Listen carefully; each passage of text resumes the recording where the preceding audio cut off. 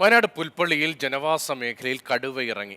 Amarakkuni കവലയ്ക്കടുത്ത് DFO പരിശോധന നടത്തുകയാണ്.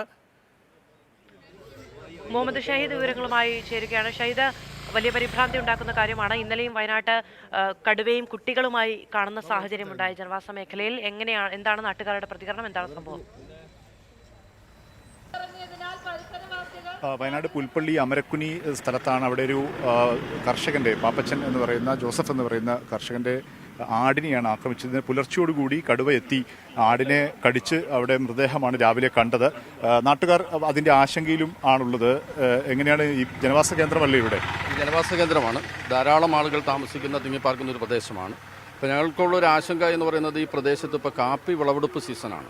ദേശീയ തൊഴിലുറപ്പ് പദ്ധതിയുടെ തൊഴിലാളികൾ ഈ മേഖലയിൽ പ്രവർത്തിക്കുന്ന ഒരു സന്ദർഭം കൂടിയുണ്ട്. അപ്പോൾ എത്രയും പെട്ടെന്ന് ഇതിനെ കൂട്ടിനുള്ളിലാക്കുക എന്നുള്ളതാണ്.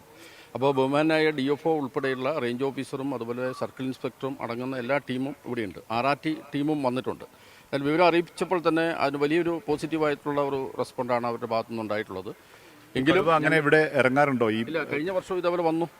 കഴിഞ്ഞ വർഷവും വലിയ ഭീതിജനകമായ ഒരു അന്തരീക്ഷമാണ് ഇവിടെ സൃഷ്ടിക്കപ്പെട്ടിട്ടുള്ളത്. പുൽപ്പള്ളിയുടെ വിവിധ പ്രദേശങ്ങളിൽ ഇങ്ങനെ വന്നിട്ടുണ്ട്. അപ്പോൾ കഴിഞ്ഞ വർഷവും നമ്മൾ ഇതേപോലെ ആശങ്കയിലായിരുന്നു. ആളുകളുടെ ജീവന് ഭീഷണിയാവുന്ന ഒരു സാഹചര്യമാണ് ഇപ്പം നിൽക്കുന്നത്. വിളവെടുപ്പ് സമയമായതുകൊണ്ട് അത് വളരെ ആശങ്കാജനകമായ ഒരു സാഹചര്യമാണ്. ഇപ്പോൾ എത്രയും പെട്ടെന്ന് ഇതിനെ കൂട്ടിലാക്കുക എന്നുള്ളതാണ്. പുൽപ്പള്ളി പഞ്ചായത്ത് പ്രസിഡന്റാണ് നമ്മോട് സംസാരിച്ചത്. അദ്ദേഹം ജനങ്ങളുടെ ആശങ്ക പറയുന്നത് അത് കാപ്പി വിളവെടുപ്പ് സമയമാണ്. അതുകൊണ്ട് തന്നെ കൂടുതൽ തൊഴിലാളികളൊക്കെ ഈ കാപ്പിത്തോട്ടത്തിലേക്ക് ഇറങ്ങുന്ന സമയമാണ്. അങ്ങനെ ഒരു സമയത്താണ് ഇപ്പോൾ കടുവ ജനവാസ കേന്ദ്രത്തിൽ, അതായത് ഇപ്പോൾ ഇറങ്ങിയിരിക്കുന്ന ഒരു കാപ്പിത്തോട്ടമാണ്. അതിന് തൊട്ടപ്പുറത്തൊരു പുഴയുണ്ട്.